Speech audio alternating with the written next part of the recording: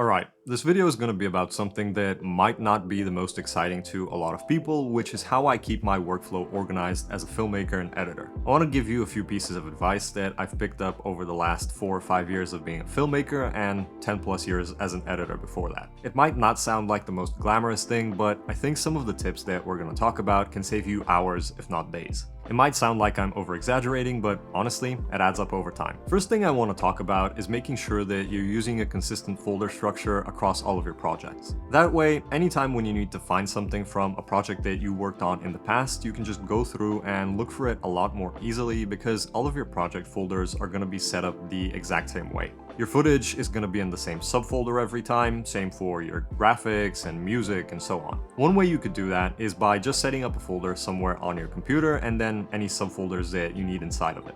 Then anytime when you start working on a new project, you can just copy over that folder and rename it to have the name of your current project. Another option is using a piece of software called Post-Haste, and this video isn't sponsored, but it's just something that I've personally been using for I think 7+ years at this point, and I honestly swear by it. It essentially lets you create templates for folders, and then you just need to fill in a few boxes anytime when you make a new project, and it takes care of setting up the folder structure that you need automatically. It's got a few other features like being able to set up project templates for some of the more popular pieces of software as well. I'm not going to go into exactly how it works, but I will leave a link to a video that explains pretty much everything that you need to know about it really well, and I'll also have a link to where you can download it along with that. Then, if you want to copy over the folder templates that I've got set up for myself, you can go ahead and pause the video to copy the folder structures. The next piece of advice I've got for you is using project templates in your editing software. And this is something that I've talked about in another video before, but I'll quickly go over it again.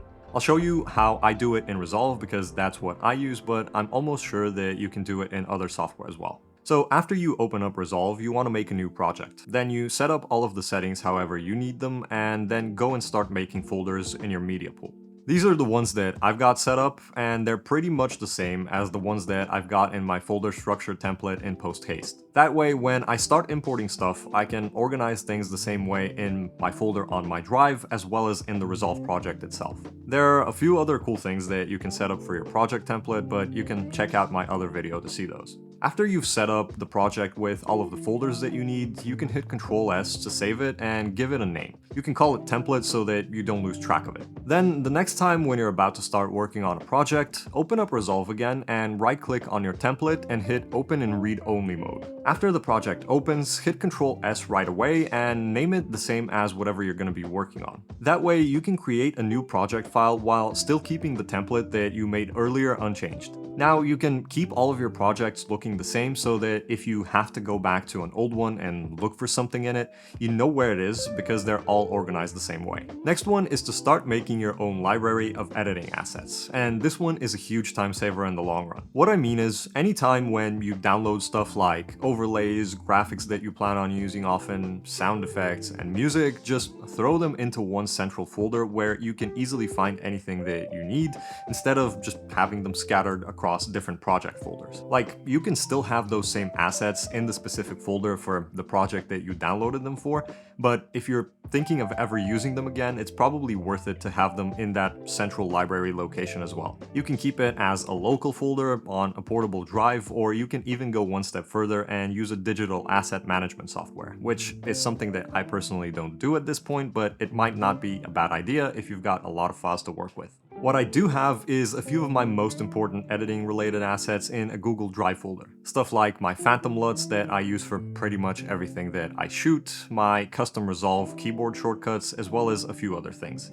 And that way, if I ever happen to need them but I don't have my external drive with the assets library on it, I know I still have access to them. So while we're on the topic of editing assets, I want to thank the sponsor of this video, which is Motion VFX. Sometimes you might find yourself in a situation where you need a title or an effect, and you either don't know exactly how to make it, or you do, but you don't really feel like spending the time to set it up from scratch. And sometimes you might just be working on a project that has a really short turnaround, and you can't afford to spend that extra time even if you wanted to. That's where a platform like Motion VFX can come in handy. Just like how you might set up your personal library of assets, they've got their own huge library of professionally made editing plugins. And each of those plugins is packed with a ton of super useful and fully customizable editing assets like titles, effects, and other motion graphics. And what this means for you is that you're able to get a high quality result when adding that type of extra elements to your video without having to spend the time and effort of making them yourself.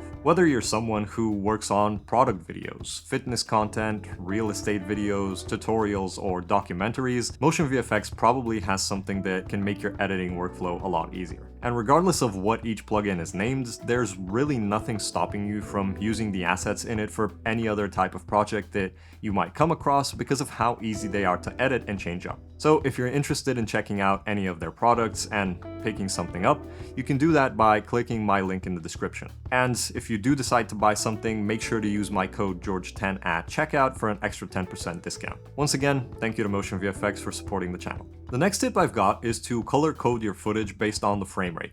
And honestly, this one is a lifesaver, especially for bigger projects with more footage. Whenever I import my clips, before doing anything else, I sort them by frame rate in my footage folder. Then I go through and I give all of the clips shot in the same FPS a color. For 24 FPS footage, I'll just keep it the default blue that Resolve makes it. For 60, I'll make it yellow. For 120, I'll make it pink. And if I've got 30 FPS footage, I'll make that chocolate. I kind of wish that Resolve let you rename colors so I could just name them whichever FPS they're meant for, but maybe that's something they're gonna do down the line. Only after I've gone through and done that, I start conforming all of my clips to my working frame rate. And that way, after everything is conformed to 24, for example, I still know which clip is in slow motion and what frame rate it's in case I need to. My final piece of advice is to back up and then clean up. What I mean is, every now and then, it's a good idea to back up the projects that you're done with and you don't plan on opening back up anytime soon and then getting rid of them from your computer. Storage these days is getting cheaper and cheaper, and you can easily pick up an SSD or two with a lot of space for not a lot of money, and then you can back up any non-active projects onto that. Then you can free up the space that they were taking on your computer drive. Or if you don't think that you need a faster drive to potentially be able to open any of those projects from on short notice, you can pick up a standard external hard drive with a huge capacity for pretty much dirt cheap, and you can just use it for cold storage. You could also look into setting up a NAS solution if you've got the money to, because in the long run, it's probably gonna be a lot more convenient than just having separate drives floating around and having to keep track of where all of them are. Regardless of which option you go with though, I'd say ideally you want to back up your old projects to more than just one place, just in case something happens to one of your external drives. In any case though, backing up and making sure that inactive projects aren't cluttering your drive can be really helpful for staying organized as a creator and making sure that your computer doesn't slow down because of all of the files just sitting there. So I feel like that's some pretty solid advice for when you want to be a little bit more organized as a filmmaker and editor. Hopefully you were able to take something away from this video that ends up helping you down the line. If you've got any other tips that you think people might find useful, feel free to drop them in the comments below. As always, I appreciate you sticking around until the end, and I'll see you on the next one.